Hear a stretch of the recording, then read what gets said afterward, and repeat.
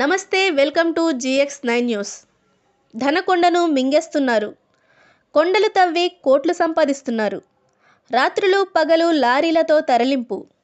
కన్నెత్తి చూడని mining revenue శాఖ. విజయవాడ నుండి వచ్చి నల్లగొండలో మట్టి తవ్వకాలు. కూటమి ప్రభుత్వంపై పలు విమర్శలు.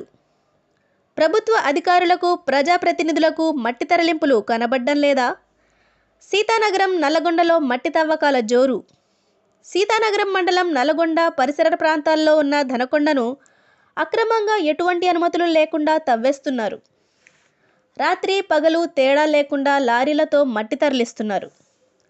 గత కొన్ని రోజులుగా మట్టి తరలింపులు జరుగుతున్న కన్నెత్తి చూడని మైనింగ్ రెవెన్యూ శాఖ అధికారులు. ప్రభుత్వాలకు వ్యతిరేకంగా మట్టి తవ్వకాలు జరగడంతో కూటమి ప్రభుత్వం తీరును పలువురు బహిరంగంగానే విమర్శిస్తున్నారు.